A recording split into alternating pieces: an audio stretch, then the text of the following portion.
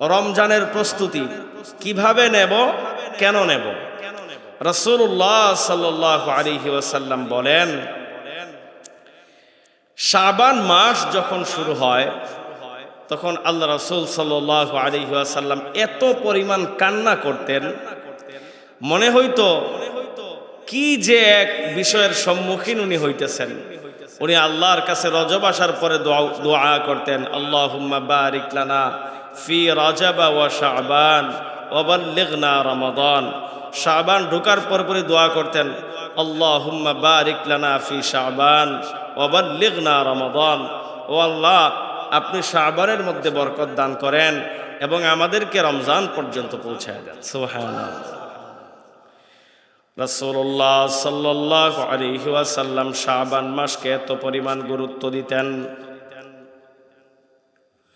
হযরতে উসামা ইবনে যায়েদ রাদিয়াল্লাহু আনহু আল্লাহ রাসূলকে জিজ্ঞেস করলেন, ইয়া রাসূলুল্লাহ, লিমা আরাকা তাসুমু শাবান মা লা তাসুমু মিন শাহরি আখার। ওগো আল্লাহর নবী, লিমা আরাকা তাসুমু শাবান, আপনাকে শাবান মাসে এত পরিমাণ আমরা রোজা রাখতে দেখি, মা লা তাসুমু মিন শাহরিন আখার, অন্য কোনো মাসে এত পরিমাণ রোজা রাখতে দেখি না রমজান ব্যতীত। আল্লাহ রাসূল সাল্লাল্লাহু আলাইহি ওয়াসাল্লাম বড় সুন্দর উত্তর দিয়েছেন ওনাকে। এই হাদিসটা আসছে নাসাই শরীফের 2357 নম্বর হাদিসে। আল্লাহ রাসূল উত্তর দিলেন, যাকা শাহরুন ইয়াগফুলুন নাসু আনহু। আল্লাহ রাসূল সাল্লাল্লাহু আলাইহি ওয়াসাল্লাম বলেন, যাকা শাহরুন ইয়াগফুলুন নাসু আনহু বাইনা রাজাবিন ওয়া রমাজান। এটি এমন একটি মাস যে মাসের ব্যাপারে মানুষেরা বড় গাফলতির মধ্যে থাকে। কেন গাফলতির মধ্যে থাকে? বাইনা রাজাবিন ওয়া রমাজান, এটা রমজান এবং রজব মাসের মধ্যখানে থাকে। মানুষ মনে করে রমজান আইলে তো আমল করবই, এখন কোন রকমের সময় কাটাই। কথা কোন ঠিক নেই? এই মাসটা বর্তমান রানিং যে মাস, মানুষ মনে করে রমজান আইলে ঠিক মতো রোজা রাখবো, মানুষ মনে করে ঠিক মতো নামাজ পড়ব, মানুষ মনে করে ঠিক মতো রোজা রাখবো, ঠিক মতো দান সদকা করব। তাইলে এই মাসে যত আকাম কুকাম আছে সব কইরা নেই, যাতে রমজানে আসলে ঠিকঠাক মতো সব করণ যায়। যত কাম কাজ আছে সব এই মাসে করে নেই।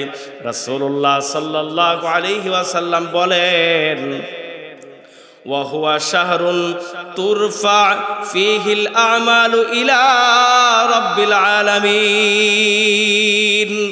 আল্লাহ রাসূল সাল্লাল্লাহু আলাইহি ওয়াসাল্লাম বলেন, এই মাস এমন একটা মাস যে মাসে বান্দার আমলনামা আল্লাহ রব্বুল ইজ্জতের সামনে পেশ করা হয়। ফাউহিব্বু, আমি পছন্দ করি, আইয়ুরফা আমালি ওয়া আনা সাইমুন, আমি পছন্দ করি এই মাসটা আমি এই কারণে বেশি থেকে বেশি রোজা রাখি, যেন এই মাসটা আমি রোজা থাকা অবস্থায় আমার আমলনামাটা আল্লাহ রব্বুল ইজ্জতের কাছে পৌঁছে যায়।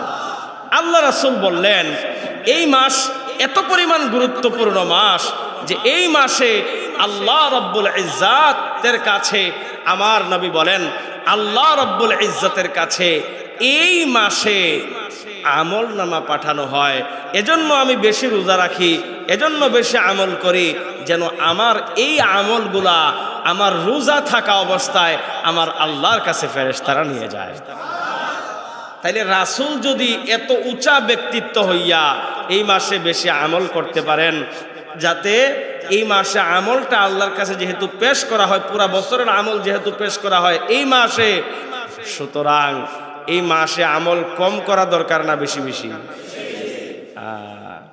তাইলে বোঝা গেল রমজান মাস আসার আগে আগে শাবান থেকে আমলের প্রস্তুতি নিয়ে রাখতে হবে। কিভাবে, কেন?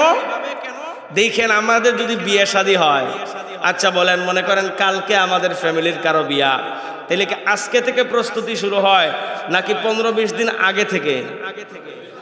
আমার দিকে তাকায় শুনেন সবাই, আগামীকালকে মনে করেন আমার ফ্যামিলির কারো বিয়া বা আপনার ফ্যামিলির কারো বিয়া, তাইলে আজকে থেকে প্রস্তুতি শুরু না আরো 15-20 দিন আগে থেকে? 15-20 দিন আগে থেকে যদি দুনিয়াবি কাজ প্রস্তুতি নেওয়া যায়, তাহলে রমজান এত উঁচা একটা মাস আমাদের সামনে আসতেছে, তাইলে আগে প্রস্তুতি নেওয়ার দরকার আসেনি? এই কথাটাই আল্লাহ রাসূল এখানে বলতেছেন, আমার উম্মতেরা, যদি তোমরা বাস্তবিক পক্ষে রমজানে ফসল তুলতে হয়, তাইলে আমি রাসূল তোমাদেরকে বলে দেই, ফসল তুলবা তোমরা কেমনে? আগে থেকে যদি তোমরা প্রস্তুতি নিতে পারো, তাইলে আমি রাসূল জানায় দেই, আল্লাহ তাআলা যাতে বেশি বেশি তোমরা ফসল তুলতে পারো, এই তৌফিক তোমাদেরকে দান করবেন। রমজানের প্রস্তুতি কেন বেশি জরুরি? রাসূল সাল্লাল্লাহু আলাইহি ওয়াসাল্লাম বলেন, রমজান হুট করেই চলে আসে না। মুহররম, সফর, রবিউল আউয়াল, রবিউল সানি, জামাদিউল উলা, জামাদিউল উখরা, এরকম করতে করতে রজব, শাবান, এরপরে না হয় রমজান আসে। তাহলে পুরা একটা বছর ঘূর্ণয় দিয়া দিয়া দিয়া দিয়া রমজান আসে কি আসে না? আল্লাহ রাসূল বলেন, একদিনে তো আর রমজান আসে না। আমার রাসূল দোয়া শিখাই দিয়া গেছেন, রজব মাস ঢুকলো, আমি দোয়া পড়া শুরু করলাম, আল্লাহুম্মা বারিক লানা, পড়েন সবাই, আল্লাহুম্মা বারিক লানা ফি রজব ওয়া শাবান ওয়া বাল্লিগনা রমাদান। যখন শাবান মাস আসলো, আমরা দোয়া পড়লাম, আল্লাহুম্মা বারিক লানা ফি শাবান ওয়া বাল্লিগনা রমাদান। এই দোয়া আমরা পড়তে থাকলাম। তো রমজান তো হুট করে আসে নাই। আমার রাসূল বলেন, যে ব্যক্তি রমজান পাইল আর গুনাহ মাফ করাইতে পারলো না, আল্লাহ রাসূল বলেন সে ধ্বংস হয়ে যাক। দেখেন আল্লাহ রাসূল তিরমিজি শরীফের হাদিস 3545 নম্বর হাদিসে কি বলেন? রাগিমা আনফু রাজুলিন আদরাকা রমাদান। যে ব্যক্তি রমজান পাইল, সুম্মান সালাখা ক্বাবলা আন ইউগফারা লা, আর তার আমলনামা থেকে সমস্ত গুনাহগুলাকে মিটাইতে পারলো না, আল্লাহ রাসূল বলেন তার নাক ধুলায় দূষরিত হয়ে যাক, মানে হলো সে যেন ধ্বংস হয়ে যায়। আচ্ছা বলেন তো দেখি, আল্লাহ রাসূলের দোয়া কবুল কি কবুল না? আল্লাহ রাসূল যদি কোনো দোয়া করে, এটা কি ফিরে? এখন আল্লাহ রাসূল সরাসরি বদদোয়া দিয়ে রাখছেন, যে ব্যক্তি রমজান পাইল আর তার গুনাহগুলা মাফ করাইতে পারলো না, সে যেন ধ্বংস হয়ে যায়। আচ্ছা বলেন তো, রমজান পাইয়া যদি আমরা আমাদের গুনাহগুলা মাফ না করাইতে পারি, তাইলে কি আর বাঁচা যাবে? বাঁচার কোনো সুযোগ নাই। এজন্য রমজান পাওয়া মানে শুধু সফলতা না, রমজান পাওয়ার মধ্যে থাইকা ওই জায়গায় আমল কইরা সফলতা নেয়ার নামই হলো রমজানের সফলতা। তো রমজানে আপনি হুট করে গিয়া তো আমল করতে পারবেন না। মনে করেন দেখেন, প্রথম রমজান যখন শুরু হয়, প্রথম দিনই কি সেহরিতে একদম পেট ভরে খাইয়া ফেলেন নাকি? দেখবেন অভ্যাস হইতে হইতে সময় লাগে, 2-4 দিন যাওয়ার পরে দেখবেন বেশি খারাপ লাগে। তাহলে রমজান সেহরি খাওয়া যদি অভ্যাসের পরিণত করতে হয়, 2-4-5 দিন 10 দিন যাইতে হয়। তো আল্লাহ রাসূল বলতেছেন, রমজানে আমল তো প্রথম দিন থেকে তোমার ভালো লাগবে না।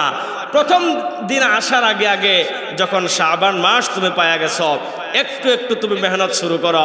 রমজানে রোজা রাখবা, এর প্রস্তুতি হিসেবে তুমি শাবান মাসে কয়েকটা রোজা রাখো। রমজানে নফল পড়বা, প্রতিদিন 2 রাকাত করে বাড়াইতে থাকো। রমজানে দান করবা, এখন থেকে 2-4-5 টাকা করে দৈনিক দান করতে থাকো। এরকম যখন আমলের প্র্যাকটিস হবে, আল্লাহ রাসূল বলেন আমার আল্লাহ রমজানে তোমাকে পূর্ণ সফলতা দান করবেন। তাহলে এই সফলতা পাওয়ার জন্য পূর্ণ প্রস্তুতির দরকার আসেনি? আল্লাহ তাআলা আমাদের তৌফিক দেখে আমিন বলেন। কিভাবে আপনি রমজানে আসার আগে আগে পূর্ণ প্রস্তুতি নিতে পারেন? কিছু পদ্ধতি আজকে আপনাদেরকে আমি বলে দেই। দিল লাগায়া, বাড়িতে মা বোনরা যারা আছেন আপনারাও দিল লাগায়া শুনেন। আমরা তো রমজান আসলেই শুধুমাত্র পেঁয়াজু খাওয়া, ছোলা বুট খাওয়া, মুড়ি খাওয়া, ইফতারের সময় এলে বোল ভরিয়া কেমনে নিয়ে রাখুন যায়, এই টেনশন আমাদের মা বোনদের থাকে। মা বোনরা তো ইচ্ছা করে না, আমরা প্রেশার দেই যে আজকে এইটা করবা। যদিও আপনাদের এলাকার মানুষ হয়তো মহিলাদেরকে, বাড়িওয়ালিদেরকে কষ্ট কম দেন, কিন্তু গ্রামাঞ্চলে এই চিত্রটা বেশি। যে আজকে বেগুনি করবা, এটা করবা, পায়েস করবা, খিচুড়ি করবা, পোলাও করবা। ইফতারের সময় খায় একটা আর বানাইছে কয়টা? 10টা।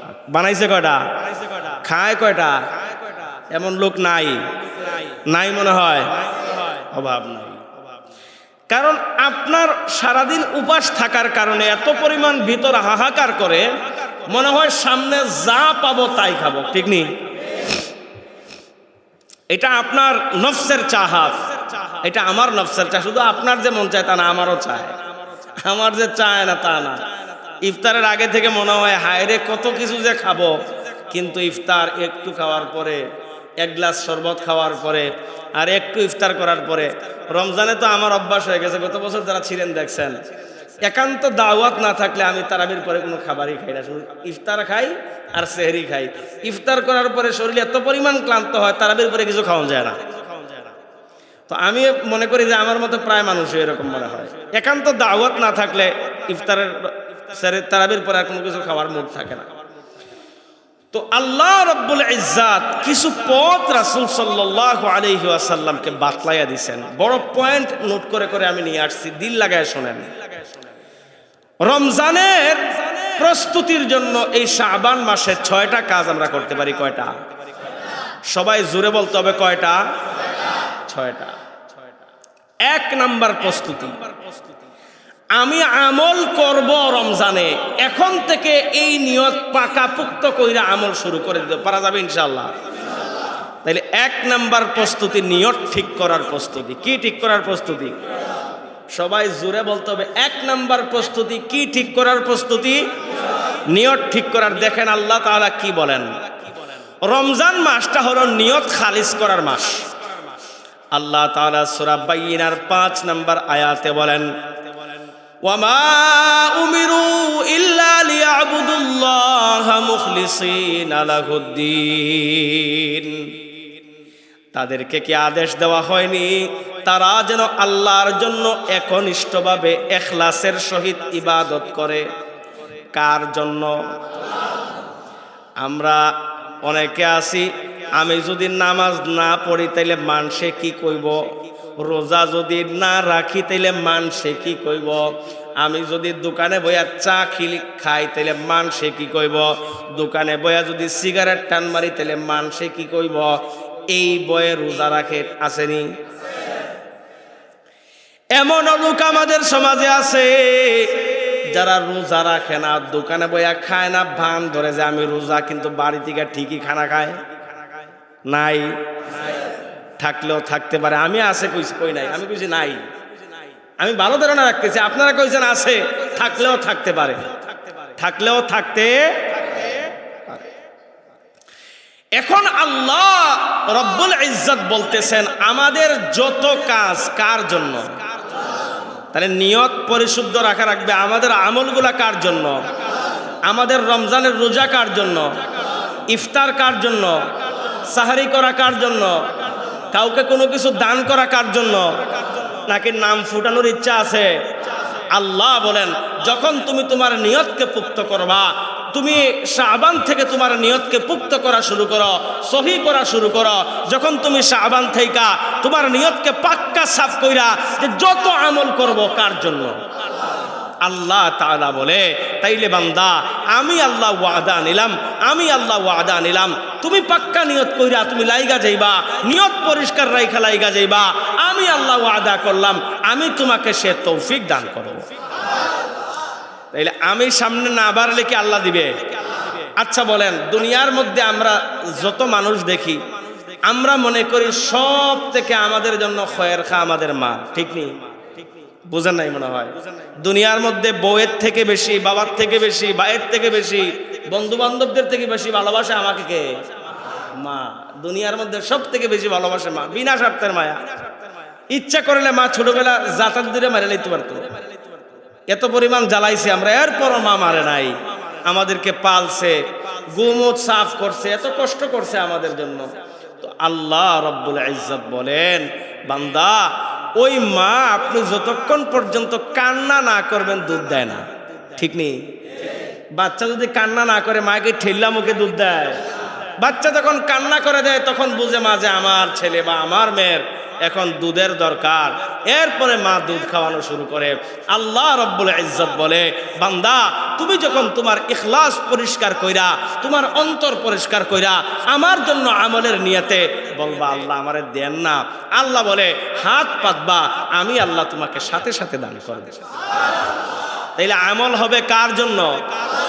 বলি ভাই, আমল হবে কার জন্য? আল্লাহর জন্য। এক নাম্বার এটা গেল নিয়ত ঠিক করার প্রস্তুতি। কি ঠিক করার প্রস্তুতি?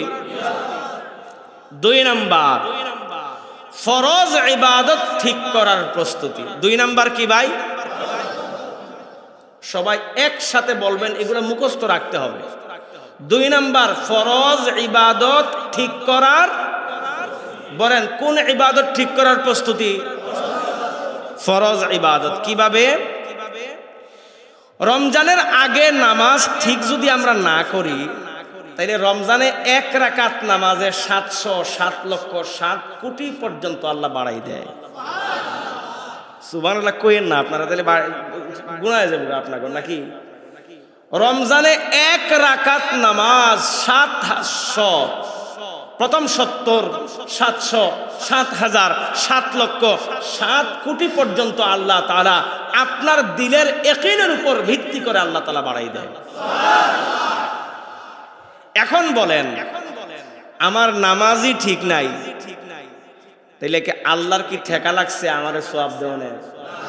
বুঝেন নাই মনে হয়। এখন আমার নামাজই ঠিক নাই, আমার গাড়ির চাক্কাই নাই, তাইলে জামতলা থেকে আপনি যাইবেন কেমনে গাজীপুরা? বুঝেন নাই। আপনার গাড়িতে চাকাই নাই, এখন আপনি টঙ্গী থেকে আপনি আব্দুল্লাহপুর যাইতে পারবেন? যাওয়ান লাগলে হাইটে যাওয়ান লাগবে। এখন বলেন গাড়িতে গেলে সুবিধা হইতো না? কথা কয় না, গাড়িতে গেলে সুবিধা হইতো না? এখন আল্লাহ রাসূল সাল্লাল্লাহু আলাইহি ওয়াসাল্লাম বলেন নামাজ দিয়া, বিভিন্ন আমল দিয়া আল্লাহকে পাইবেন। এখন আপনার নামাজই যদি ঠিক না থাকে তাইলে আল্লাহকে পায় কেন? দেখবেন অনেক মানুষ আছে চক্ষু লজ্জায়, ভাই আজকে যা বলবো বাস্তবিক কথা বলবো, এগুলো দিল লাগায় শুনতে হবে, শুধুমাত্র আমার দিকে তাকায় শুনতে হবে। এই কথাগুলো আমাদের সমাজের বাস্তবতার কথা বলবো, কেউ নিচের দিকে তাকায় না, আমার দিকে তাকায়া, সবাই আমার দিকে এক নজরে তাকাই শোনেন। আমাদের সমাজের বাস্তবতা হলো 100% মানুষ যদি এক জায়গায় দাঁড় করান, 100 জন মানুষ, একজন একজন করে জিজ্ঞানো শুরু করেন, এর মধ্যে 70 জন মানুষ এমন পাইবেন যে পুঙ্খানুপুঙ্খ নামাজটা ঠিক মতো জানে না। বুঝেন নাই আমার কথা? 100 জন মানুষের মধ্যে 70 কইকে 80 জনের বেশি পাইবেন যে পুঙ্খানুপুঙ্খ নামাজের বিধিবিধান জানে। এখন এটা আপনাদের দোষের কথা আমি বলতেছি না, নামাজ না জানা ভুল কিছু না, কিন্তু না যাই না বয়ে থাকা ভুল। আমার কথা কি বুঝছেন? নামাজ না জানাটা কি ভুল, কিন্তু না যাই না বইসা থাকাটা হলো ভুল। আপনি জানেনও না আবার বইয়া থাকলেন, মসজিদে আন সেজদা মারেন, আপনি রুকু করেন, অথচ আপনি কিচ্ছু জানেন না। আল্লাহ তাআলা বলে, বান্দা নামাজ শিখার আগ পর্যন্ত তুমি এরকম রুকু মারতে থাকো, সেজদা মারতে থাকো, কিন্তু বইয়া থাইকো না, শিখা লাগবে। কি করা লাগবে? কথা কয় না, কি করা লাগবে? শিখা লাগবে। এখন আপনি নামাজ জানেনই না, আপনি শিখারও বন্দোবস্ত করেন না, তাইলে কি আল্লাহর এত ঠেকা পড়ছে আপনারে মাফ করণের? আচ্ছা বলেন, আমরা নামাজ পড়ি আল্লাহর লাভ না আমাদের লাভ? কথা উত্তর দিয়েন সবাই। আমরা যে রোজা রাখবো আল্লাহর লাভ না আমাদের লাভ? আমরা যদি দান করি আল্লাহর লাভ না আমাদের লাভ? আমরা যদি হজ করি আল্লাহর লাভ না আমাদের লাভ? আমরা যদি যাকাত দেই আল্লাহর লাভ না আমাদের লাভ? আমাদের লাভ যদি হয়, নিজের বুঝটা তো পাগলও বুঝে। কথা বুঝেন নাই? নিজের বুঝটা কে বুঝে? পাগল যে হে ঠিকই তার নিজের বুঝটাও বুঝে। তাইলে আমরা এত সুশ্রী মানুষ, আমাদের গায়ের মধ্যে এত দামি দামি জামা, আমাদের গায়ের মধ্যে এত দামি দামি স্যান্ড, আমাদের পায়ের মধ্যে এত দামি দামি জুতা, মাথার মধ্যে এত দামি দামি ক্যাপ, মাথার চুলের কাটটা বড় দামি দামি, আমার মুখের টুথব্রাশটা আমি 100-150-200 টাকা দামের টুথব্রাশ আপনি ব্যবহার করেন, পেস্টটা ব্যবহার করেন বিদেশ থেকে আইনা, এত জিনিস নিজের জন্য বুঝলেন, কিন্তু আল্লাহকে পাওয়ার জন্য যে নামাজ ঠিক করা লাগে এটা কি আমরা বুঝি না? তাইলে বলেন, যাদের নামাজের সমস্যা আছে এই নামাজটা ঠিক করা লাগবে কি লাগবে না? দেখেন আল্লাহ রাসূল কি বলেন,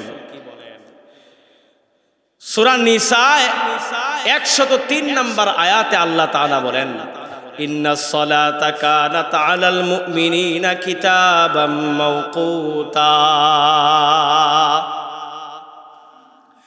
আল্লাহ তাআলা বলেন, নিশ্চয় নামাজ মুমিনদের উপর নির্ধারিত ফরজ, এটা আমার বান্দা চাইলেও বাদ দিতে পারবে না। আমি আল্লাহ আমার বান্দাদেরকে 50 ওয়াক্ত নামাজ ফরজ করেছিলাম, আমার নবীর কারণে 2 ওয়াক্ত 5 ওয়াক্ত করে করে 50 থেকে 5-এ আইসা আমি আল্লাহ রাখছি। আমার নবীকে ঘোষণা দিয়ে রাখছি, নবী আপনার উম্মতদেরকে জানায় দেবেন, আপনার উম্মত যদি 5 ওয়াক্ত নামাজ আমি আল্লাহর বিধান অনুযায়ী পড়তে পারে, আপনার তরিকা অনুযায়ী করতে পারে, আমি আল্লাহ যে বিধান দিয়েছি বিধান মাইনা পড়তে পারে, তাইলে ওয়াদা করলাম আমি আল্লাহর কথার মধ্যে কোনো নড়চড় নাই, আমি আল্লাহ যা বলি তা পালন করি, যা দেই মানুষকে দিতে চাই তা দিয়ে দেই। আমি আল্লাহ ওয়াদা করলাম 50 ওয়াক্ত নামাজ আপনারে দিয়েছিলাম, আপনার কথার কারণে আপনার উম্মতের উপরে কমাইতে কমাইতে 5 ওয়াক্তের মধ্যে নিয়ে আসলাম। আমার নবী আপনার উম্মতদেরকে জানায় দেবেন, আপনার উম্মতরা যদি এই 5 ওয়াক্ত নামাজ খুশু এবং খুজুর সহিত প্রত্যেকটা বিধানাবলী ঠিক রাইখা পড়তে পারে, তাইলে 5 ওয়াক্তে আমি আল্লাহ 10 গুণ বাড়াই দিয়া 50 ওয়াক্তের সওয়াব তাকে দান করব। 5-10 কত বলেন না ভাই? 5-10 কত? একটা সাবানের লগে একটা সাবান ফ্রি যদি আমরা পাই, তাইলে চাই যে 1 বছরের সাবান একবারে কিনা রাইখা দিই, আছে না? মনে করেন 1 কেজি চালের সাথে 1 কেজি চাল ফ্রি, টাকা নাই, কব ভাই 2000 টাকা আমার ঋণ দিয়ে কমলে একটা বস্তা চালানে থই না করে রমজানে একটু রিল্যাক্সে খামুনে, আছে না? না আপনি দিবেন কি ইমাম সাহেব, আমার বাড়ি তো এনে নাই, কুমু বেটা 1 বস্তার সাথে 1 বস্তা আগে লয়ে লই পরে বাড়িতে যেমনি নেই মনে, ঠিক নেই? ঠিক নেই? কারণ কি? দুনিয়াবি লাভ। দুনিয়াবি লাভটা আমরা বুঝলাম যে একটার সাথে মাত্র ফ্রি দিচ্ছে একটা, এই জন্য আমরা দিওয়ানা হয়ে দোকান লাইন ধরলাম। আল্লাহ তাআলা বলতেছে, বান্দা 50 দিছিলাম, 50 থেকে কমাইতে কমাইতে 5 দিলাম, কিন্তু এটার 5-এর সওয়াবটা 50-এর রাইখা দিলাম, ঠিকঠাক মতো পড়বা, ওয়াদা করলাম 5-10-এ 50 তোমাকে দান করব। এখন 50 যদি পাইতে হয় 5 দিয়া, তাহলে 5টার শরীরগতটাও এরকম থাকা লাগবে কি লাগবে না? এখন আপনার 50 জন কর্মচারী একদিকে আর 5 জন কর্মচারী একদিকে, এখন 5 জন কর্মচারী দিয়া যদি আপনি 50 জনের কাজ উসুল করতে যান, বেমারি হইলে কাম হইব, বুঝেন নাই? বেমারি হইলে কাম হইব। ওই রুষ্টপুষ্ট একদম কাজে এক্সপার্ট লোক হইলে না ঠিকঠাক মতো হইব। আপনার নামাজ ছিল 50টা, এটার থেকে কমাইতে কমাইতে আল্লাহ দিল 5টা, আপনারে 5 ওয়াক্ত নামাজ। এখন 5 ওয়াক্ত নামাজ যদি হাত ল্যাংড়া, পা ল্যাংড়া, মাথা নাই, গতর নাই, শরীর নাই, আঙ্গুল একটা নাই, শরীর কি হাঁটতে পারে? আপনার নামাজ পড়লেন, রুকুর তাসবিহ ঠিক নাই, সেজদার তাসবিহ ঠিক নাই, আপনার নামাজের কেরাত শুদ্ধ নাই, আপনার নামাজের রুকু তাসবির কোনো বিধানাবলী ঠিক নাই। আপনি যখন রুকুতে যান আপনি একদিকে, আপনার পা একদিকে, আপনার মাথা আরেকদিকে। আপনি যখন সেজদায় যান বিধান কোনটা আপনার সাথে নাই, হাত লাগাই দিয়েছেন মাটির সাথে, ছিল একরকম বানায় দিয়েছেন আরেক রকম। আচ্ছা বলেন, আল্লাহ কি ঠেকায় পড়ছে আমগর নামাজ কবুল করার? আমি মাঝে মধ্যে হয়রান হয়ে যাই এক একজনের নামাজ দেখে। এর মানে এটা বলতেছি না যে নামাজ বাদ দিয়ে দেন, মাঝে মধ্যে আমি হয়রান হয়ে যাই এক এক মানুষের নামাজ দেখে, যে আহারে মানুষটা কোটি কোটি টাকার মালিক অথচ নামাজ জানে না। কোনদিন আইসা মুয়াজ্জিনদের কয়ও না, ইমাম সাহেবরে কয়ও না যে হুজুর আমার এই জিনিসটা শিখায় দেন, কি জানি তার মান সম্মান জায়গা, বুঝেন নাই কথা? বিল্ডিং যখন বানাইতে হয় একটা, তখন লোন উঠানোর জন্য যদি 10 লাখ ঘুষ দেওয়ার লাগে, ঘুষ দিতেও রাজি। এমনও লোক আমাদের সমাজে নাই। কথা বুঝেন নাই মনে হয় আমার কথার সাথে আপনারা হানা মিলাইয়েন না। এখন খালি বাড়িওয়ালাদের উপর গেছে কথা, আপনাদের কথা কিছু কই। দোকানদারি করবেন, 20,000 টাকা লোন আনবেন, যদি 2,000 টাকা খরচ করন লাগে খরচ করতেও রাজি, এরপরে লোন উঠাইতে হইব। অফিসে 10 দিন যদি দৌড়াদৌড়ি করন লাগে করতেও রাজি, আছে না? টাকা উঠাইতে যদি ম্যানেজার একজনের কাছে 10 দিন দৌড়াদৌড়ি করিয়া ঠিক করন যায়, ফাইলপত্র এগুলা আপনার সঞ্চয়ের খাতা, কিস্তির খাতা, এইটা ওইটা, ওই আগর মাগর দলিলপত্র জমা দিয়া যদি আপনি লোন করতে পারেন, আল্লাহ রাসূল বলেন আমার উম্মত, যে নামাজ তোমাকে জান্নাতে নিয়ে যাবে, যে নামাজ আখিরাতের ময়দানে তোমার নাজাতের দলিল হবে, এই নামাজ তুমি পড়বা অথচ তুমি রুকু জানো না, এই নামাজ পড়বা সেজদা জানো না, এই নামাজ পড়বা কিরাত জানো না, তাহলে এই নামাজ আমার দলিল কেমনে হবে? ভয় ভাই বলেন, এই নামাজটা আমার দলিল কেমনে হয় বলেন? আচ্ছা বলেন তো, এখানে আমরা আমাদের এই যে সামনে শত শত মানুষরা বসা, আচ্ছা বলেন আপনার এই 50 বছরের জীবনে আপনি কয়দিন উদ্যোগ নিছেন যে আমি আমার নামাজটা আমার ইমাম সাহেবের কাছে পার্সোনালি গিয়া বলি যে হুজুর আমাকে আগামী আধা ঘন্টা সময় দিয়া আপনি দেখেন তো আমার রুকুটা ঠিক আছে কিনা, আমার সেজদাটা ঠিক আছে কিনা, আমার ওই কেরাতটা ঠিক আছে কিনা? বলছেন বলছেন এই মহল্লায় এমনও 2-4 জন মানুষ পাইছি, আলহামদুলিল্লাহ পাইছি 2-4 জন, আমি এরকম এই মহল্লায় পাইছি 2-4 জন এরকম। আমার সামনে এরা বসে বসে বয়ান শুনতেছে, নাম বললাম না, আমার কাছে মাঝে মধ্যে যায়, গিয়ে বলে হুজুর আমার এই সূরাটা বলেন তো, একটু দেখেন তো আমার ঠিক আছে কিনা। এত ভালো লাগা কাজ করে ভিতরে তখন যে আমার একজন মুসল্লি আমার কাছে আসছে এটা শোনানোর জন্য।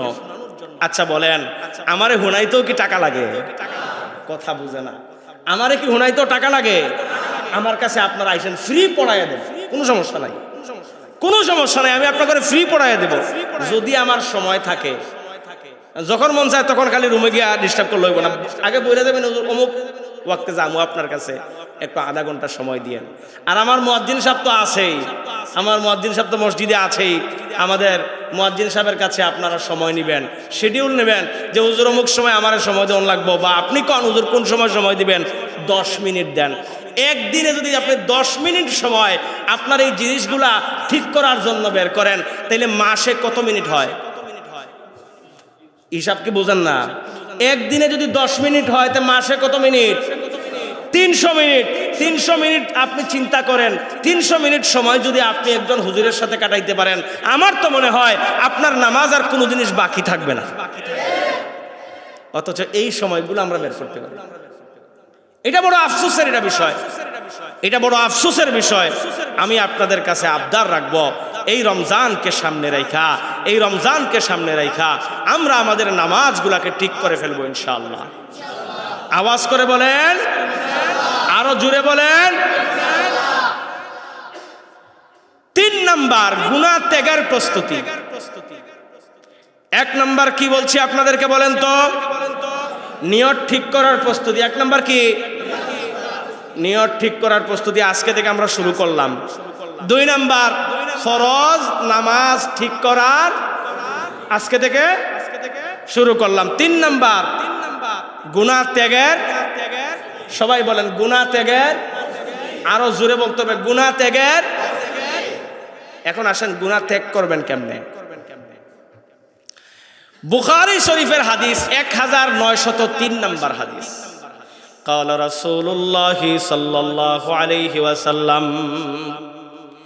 من لم يدع قول الزور والعمل به فليس الله حاجة في أن يدع طعامه وشرابه। আল্লাহ রাসূল সাল্লাল্লাহু আলাইহি ওয়াসাল্লাম বলেন, যে ব্যক্তি মিথ্যা কথা বলে গুনাহ কাজ করে, মিথ্যা কথা বলে গুনার কাজ করে, আমি রাসূল আমার রাসূল বলেন তার শুধুমাত্র না খায়া থাকাটা আল্লাহর দরকার নাই। নাউজুবিল্লাহ কইবেন না? রমজানের দিনে আমরা শুধু না খায়া থাকার প্র্যাকটিস করি আর বাকি সব কাজ সমান। সারা বছর মিছা কথা কয়, রমজানেও মিছা কথা। সারা বছর আকাম করে, রমজানেও আকাম, আছে না? সারা বছর দোকানে কয় আল্লাহর কসম 20 টাকা দিয়ে কিনে আনছে, তোরে 18 টাকায় দিলাম। নাই? এই জিনিসটা তরকারি গলিতে যাইয়েন দেখবেন আসেনি। হ্যাঁ, কয় হুজুর আল্লাহর কসম হুজুর 20 টাকায় কিনছি, শুধু আপনি আমগর মসজিদের হুজুর দেখে আপনারা 18 টাকায় দিলাম। আছে না? আরে অভাব নাই।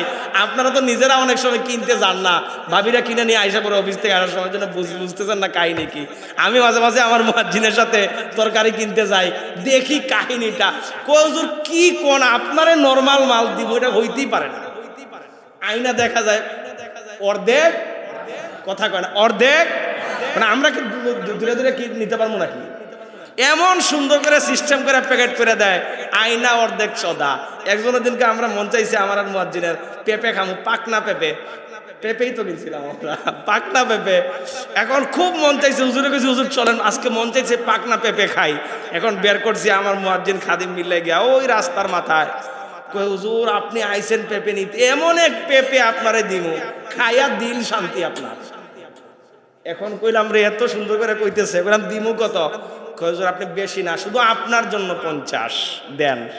এখন নিয়ে আইলাম, আইনা কাটছি, কাইটা কই সুবহানাল্লাহ, এমন দেওয়া দিছে এটা আর খাওয়ার কোনো উপযোগী নাই। আচ্ছা কোন, এখন আমরা সারা বছর এই আকাম কুকাম করলাম, রমজানেও যদি আমাদের আকাম এটা না কমে, তাইলে আল্লাহ রাসূল বলেন তাইলে এই রমজান শুধুমাত্র উপাস থাইকা আপনার এই উপাস থাকার কোনো দাম, বলেন না উপাস থাকার কোনো দাম। আল্লাহ রাসূলের এই কথাটা আপনি যদি বাস্তবায়ন করতে হয়, একদিনে কি গুনাহ ছাড়ন যায়? এখন থেকে প্রস্তুতি নিতে হবে। এখন থেকে কি করতে হবে? এখন থেকে প্রস্তুতি নেন যে আজকে নিয়ত করে গেলাম ইনশাআল্লাহ আমরা একটু একটু করে প্রস্তুতি নেই, একটু একটু করে চেষ্টা করি যে আজকে আমি আগে পুরা দিনের মধ্যে 100 কথার মধ্যে 95টা মিছা। আমাদের এলাকায় অনেক লোক আছে, আমি তো আপনাদের এলাকায় 1 বছর হয়ে গেছে আলহামদুলিল্লাহ, কিছু লোক তো আছে কথার আগে মিছা কথা বলে আছে না? অভাব নাই, কথা বলার আগে তার মিছা কথা বেরিয়ে যায়, এরকম লোকও আছে সমাজে আমাদের। তো আল্লাহ রাসূল সাল্লাল্লাহু আলাইহি ওয়াসাল্লাম বলেন যে একটু একটু করে নিজেকে কন্ট্রোল করে গুনাহ থেকে বের হয়ে যাবেন। যখন আপনার গুনাহ থেকে বের হয়ে যাবেন, আচ্ছা বলেন আপনার কলব যদি পাক পবিত্র হয়ে যায়, আল্লাহ বলেন খালি বলবেন আমি আল্লাহ কবুল করি। ময়লা একটা পাত্রতে যদি আপনাকে পানি দেওয়া হয়, যতই তৃষ্ণার্ত আপনি হন, পানি কি খাবেন?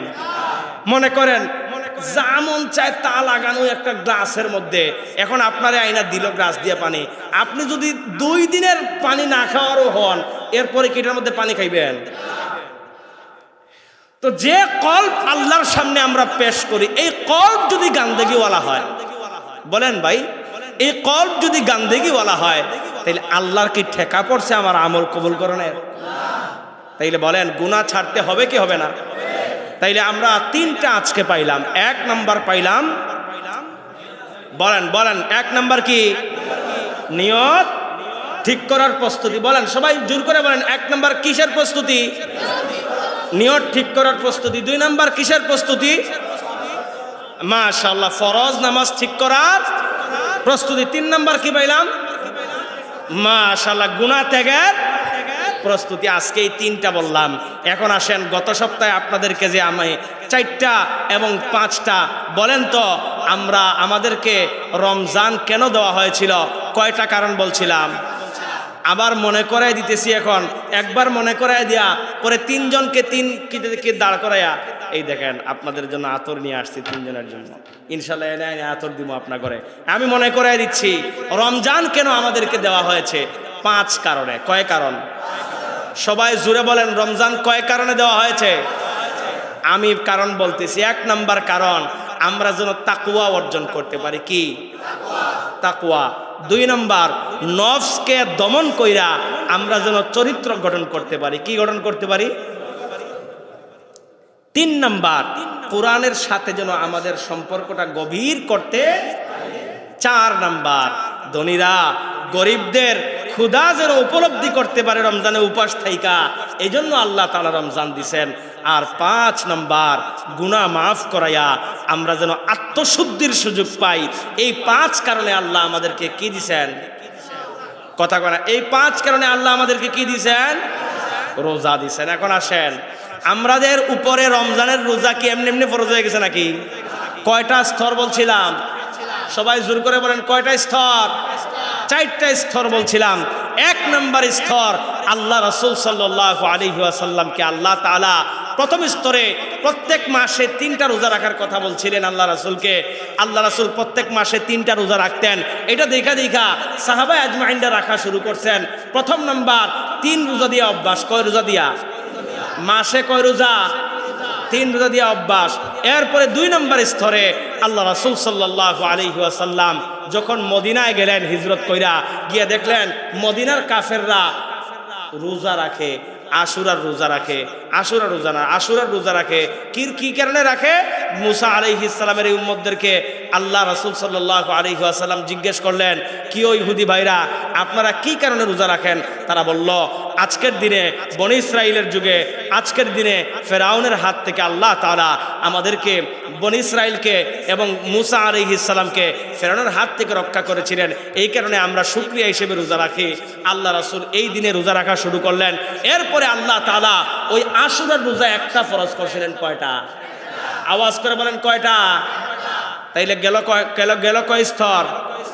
কথা বলেন, গেল কয় স্তর? 2 স্তর। যদিও আশুরার রোজা রমজানের রোজা আসার পরে এটা নফল হয়ে গেছে, এখন এটা ফরজ নাই। 3 নম্বর স্তর, আল্লাহ তাআলা রোজা রাখার বিধান নাজিল করলেন। কি বিধান নাজিল করলেন? তবে ধনী মানুষদের জন্য ছাড় দিলেন। যারা কষ্ট হবে, রাখতে পারবে না, কিন্তু টাকা পয়সা আছে, এদের জন্য ছাড়, এরা রোজার বদলে ফিদিয়া আদায় করে দেবে। তখন আল্লাহ রাসূল সাল্লাল্লাহু আলাইহি ওয়াসাল্লাম এই বিধান নাজিল করে দিলেন। 4 নম্বর স্তরে আল্লাহ তাআলা শাহরুর রমাজান, আল্লাহ তাআলা আমাদেরকে রমজান মাস দান করলেন। এমনভাবে দান করলেন আর বলে দিলেন যে, আমার বান্দারা, আমি রমজান মাস তোমাদেরকে দিলাম, আর তোমাদের যারা প্রাপ্তবয়স্ক আছে, আকলমন্দ আছে, সুস্থ সবল আছে, তাদের উপর রমজানের রোজাকে ফরজ করলাম। তাইলে কয়টা স্তরে রমজানের রোজা ফরজ হয়েছে? আরো জোরে বলেন, কয়টা? আরো জোরে বলেন, কয়টা? এদিক থেকে একজন কে বলবেন? বলেন, এখন কেউ আছেন এদিক থেকে? আপনি আছেন, মাশাআল্লাহ, দাঁড়ান, বলেন যে আল্লাহ তাআলা আমাদেরকে কিভাবে, কেন রমজান দিলেন আমাদেরকে বলেন।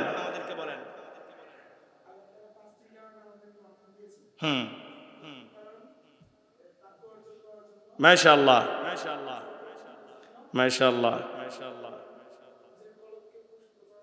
মাশাআল্লাহ, মাশাআল্লাহ। না না, আরেকটা বাকি আছে। হ্যাঁ হ্যাঁ, আসেন আসেন, মাশাআল্লাহ, মাশাআল্লাহ বলেন সবাই, আরো জোরে মাশাআল্লাহ বলেন। আসেন আসেন আসেন আসেন আসেন, আমি যে আতর ব্যবহার করি, আতর নিয়ে যান। ইহসাসুল আরাবিয়া, কম দামি আতর যদিও, কিন্তু আতরটা ভালো, ব্যবহার করে দেখতে পারেন। আলহামদুলিল্লাহ বলেন। এখান থেকে কে বলবেন? বলেন, আপনি বলবেন, বলেন আপনার রমজানের রোজা আমাদের উপর কিভাবে ফরজ হলো? দাঁড়ায় বলেন। হ্যাঁ, দাঁড়ায় বলেন। না না, আমার যেটা শোনা দরকার এটা কন। ওইটা পারবেন না? আচ্ছা দেখি, প্রথমটাই বলেন দেখি। হ্যাঁ বলেন। হুম হুম, মাশাআল্লাহ, হ্যাঁ মাশাআল্লাহ, মাশাআল্লাহ বলেন। কে আছেন যে 4 স্তরে রমজানের রোজাকে ফরজ করা হয়েছে? 4টা স্তরে কে বলতে পারবেন? আপনি দাঁড়ান। মাশাআল্লাহ, মাশাআল্লাহ বলেন। মাশাআল্লাহ, আশুরার রোজা, হ্যাঁ মাশাআল্লাহ, 2টা, হ্যাঁ।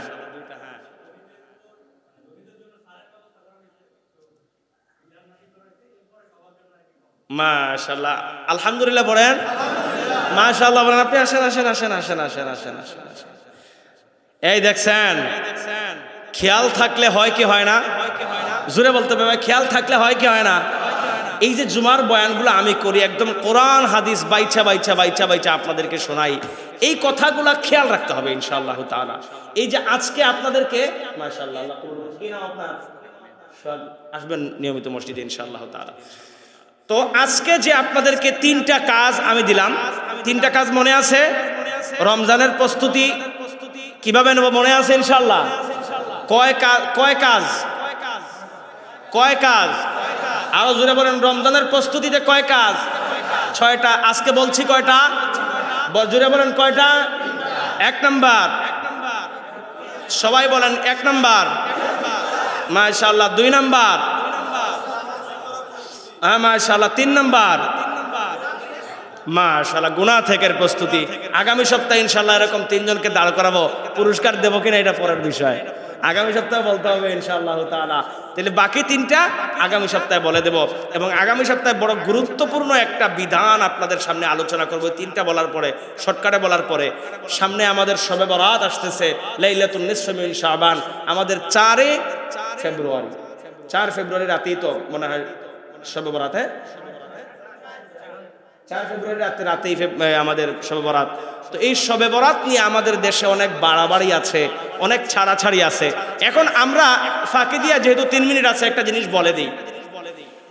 আমাদের দেশে কিছু মৌলবী বের হয়েছে, এই জিনিসটা আমার দিকে খেয়াল করে শুনেন ভাই।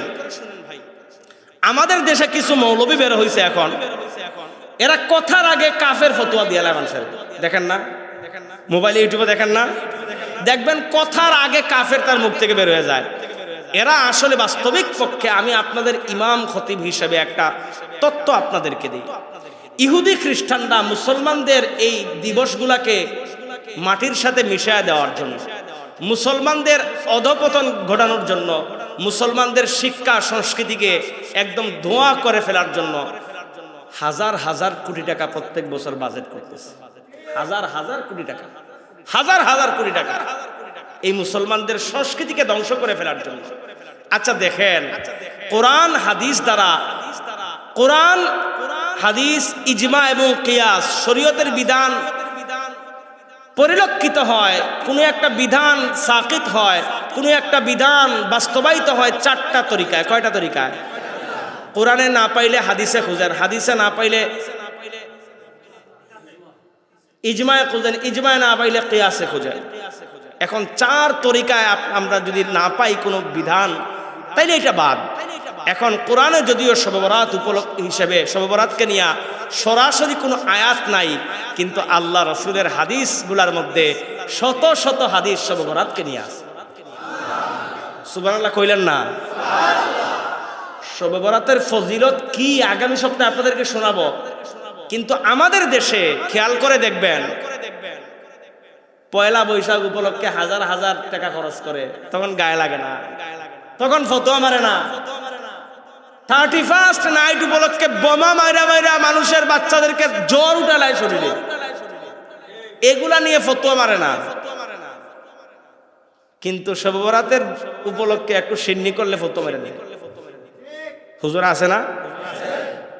আমি বলি এটাকে সোয়াব মনে না, শুধু খালি করা দরকার নাই। সিন্নি করলেই যে সোয়াব হইব এরকম কিছু না, এটা আমাদের ঐতিহ্যের একটা অংশ। এই সিন্নি করাটা, এই যে ক্ষীর, পোলাও, পায়েস করে একজন আরেকজনের বাড়িতে একটু পাঠাইলেন, এটা আমাদের ঐতিহ্যগত একটা সংস্কৃতি। এটাকে মানুষের সোয়াব মনে করে না।